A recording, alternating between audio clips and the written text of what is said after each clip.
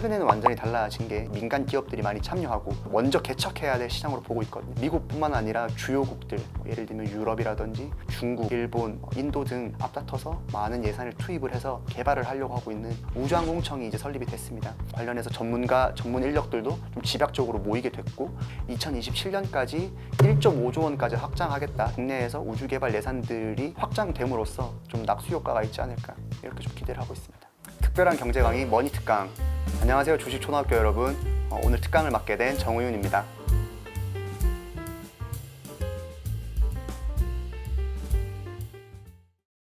우주의 경계는 지구로부터 지표면으로부터 약 100km 떨어진 곳부터 우주라고 보고 있습니다. 카르만 라인이라고 하는데 100km 위를 이제 우주로 보고 그 밑은 지구의 영역이라고 보는 거죠.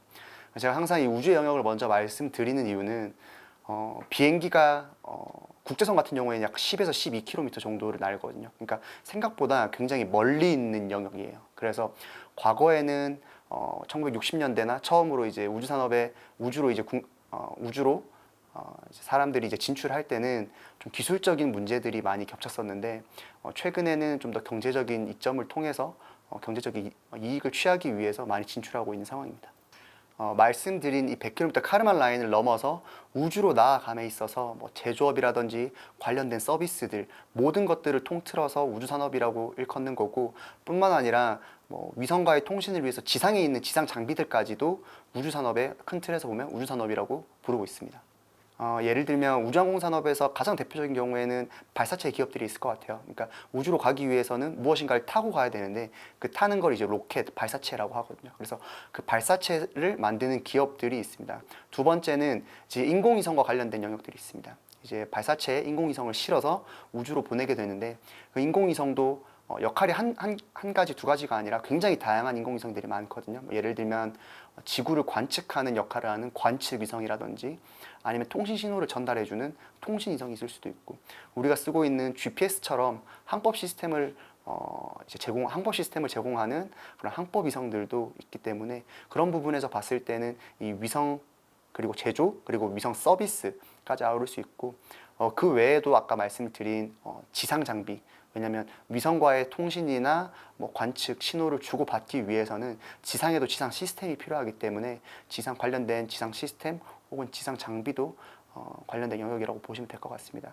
과거에는 아니었어요. 과거에는 1960년대, 70년대 사실 냉전 시대 때 우주 산업이 굉장히 빠르게 발전을 했었는데 이 당시까지만 해도 체제에 대한 우위를 선전하기 위함이었습니다. 그래서 미국과 소련 간의 이념적인 전쟁이 좀 그런 우주 개발로 좀 발현이 됐었던 거고, 두 번째로는 그 당시까지만 해도 좀 더 무기에 초점이 많이 맞춰져 있었어요. 그래서 우리가 위성을 쏠 수 있다라는 거는 결국에는 ICBM을 발사할 수 있다라는 것과도 이제 유사한 의미를 지녔기 때문에 당시에 좀 그런 냉전 시대에서는 그런 힘을 보여주기 위한 수단이었다라고 하면, 최근에는 완전히 달라진 게 현대 시대에서는 우주 산업을 좀 경제적인 관점에서 민간 기업들이 많이 참여하고 좀 더 먼저 개척해야 될 시장으로 보고 있거든요. 그래서 미국뿐만 아니라 주요국들, 예를 들면 유럽이라든지 중국, 일본, 인도 등 굉장히 많은 주요국들이 앞다퉈서 많은 예산을 투입을 해서 개발을 하려고 하고 있는 영역입니다.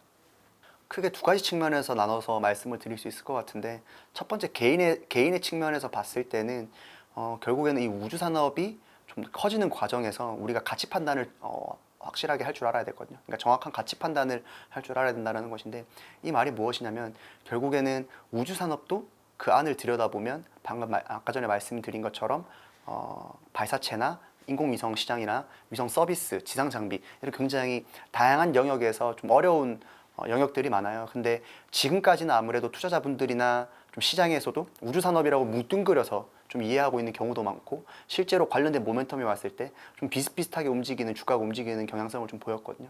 거기에 대해서 저는 아무래도 시장에서 좀 우주 산업에 대한 이해도가 좀 아직까지는 부족하기 때문이라고 보고 있는데, 향후에는 우주 산업이 좀 본격적인 성장하는 시점에 다가왔을 때는 이 우주 산업 내에서도 정확하게 이 기업이 어떤 역할을 하는지에 대한 이해도가 좀 있어야 좀 주식을 하실 때나 투자를 하실 때도 도움이 많이 될 거라 생각을 하고 있고, 또 국가적인 차원에서 봤을 때는 아무래도 이게 굉장히 국가적으로도 빠르게 성장하는 산업이다 보니까 여기에 예산 투입을 얼마나 해야 되고 국가적인 좀 투자에 대한 좀 배분을 위해서라도 국가적인 차원에서도 우주 산업에 대한 좀 관심이나 이해도가 필요하다 이렇게 보고 있습니다.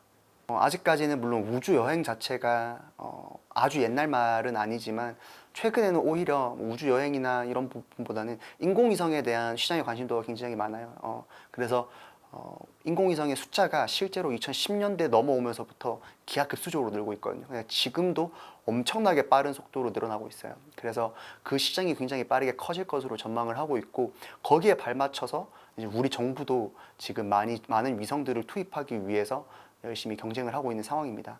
그래서 위성 같은 경우에는 지구 궤도를 이제 차지하는 영역이기 때문에 누가 먼저 어떤 궤도를 선점하느냐에 따라서 좀 더 어떤 그런 산업의 성패를 가를 것으로 전망을 하고 있어서 많은 국가들이 이 위성을 먼저 많이 쏘아 올리기 위해서 많은 노력들을 하고 있는 상황입니다. 아무래도 국내에서도 우주 산업과 관련해서 좀 육성을 좀 빠르게 해야 된다, 많이 해야 된다라는 의견 자체는 이제 공통적으로 가지고 있었는데, 되게 좀 아쉬운 부분으로 작용됐던 부분이 정확하게 이 우주 산업을 이끌어갈 기관이 좀 없다, 부재하다라는 부분이 약점으로 많이 작용을 했었어요. 그래서 이 부분들이 여야 할 것 없이 많이 지적받았던 내용들이고, 그래서 이번에 법안이 연초 이후에 법안이 통과되면서 우주항공청이 이제 설립이 됐습니다.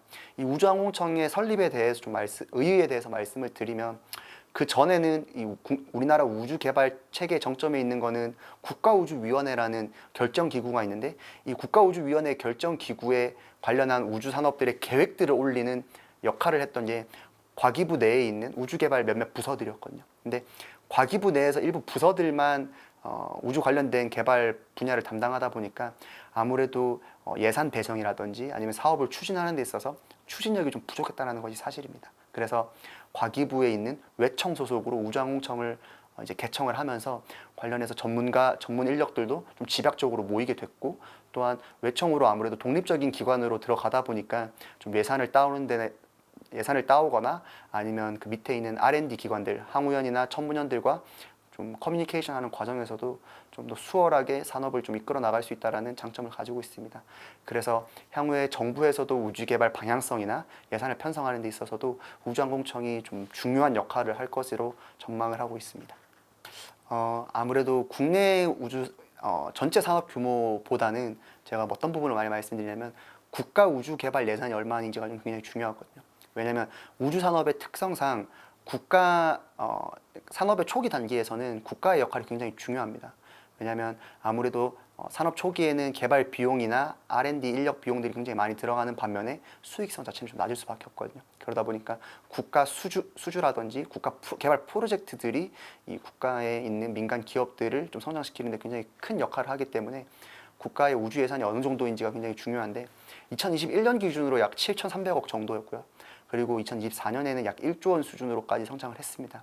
그래서 지난번에 이제 4차 우주개발진흥 기본 계획을 이제 정부에서 이제 통과시킬 때 2027년까지 1.5조 원까지 확장하겠다, 연간 1.5조 원까지 확장을 하겠다라고 지금 발표를 했기 때문에 향후에도 국내에서 우주개발 예산들이 확장됨으로써 좀 낙수 효과가 있지 않을까, 이렇게 좀 기대를 하고 있습니다. 사실 우주개발 기술력이 딱 몇 등이다라고 말씀드리기는 힘든 게, 우주개발 영역이라는 게 굉장히 다양하거든요. 그래서 발사체 영역도 있을 거고, 인공위성 영역도 있을 거고, 지상장비 영역도 있을 건데 조금씩 영향은 다르지만, 일단 시청자분들이, 유튜브 구독자분들이 보실 때 뭐 미국이나 일본, 중국과 비교하면, 주변국들과 비교하면 좀 뒤처지는 거 아니냐 하실 수 있는데, 그게 맞는 얘기긴 합니다. 맞는 얘기긴 한데, 아무래도 그 주변국들이 사실 전 세계적으로 봤을 때도 굉장히 뛰어난 위치에 있는 국가들이기 때문에 상대적으로 그래 보일 수는 있는데, 사실 우리나라도 기술적으로 봤을 때 결코 뒤처지는 국가는 아니라고 생각을 하고 있습니다.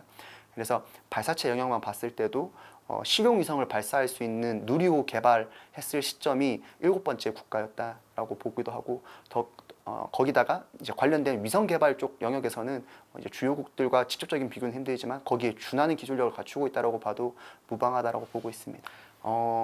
아무래도 발사체 비용 같은 경우에는 두 가지로 나눠서 봐야 될 것 같아요. 첫 번째는 개발 비용이 있고요. 그리고 상용화된 시점에서의 발사 비용이 있을 거예요. 근데 누리호 같은 경우에는 사실 아직까지 상용화가 안 됐기 때문에 한번 발사할 때마다 얼마다라고 말씀드리긴 힘든데, 개발 비용이 약 2조 원 정도 투입이 됐습니다.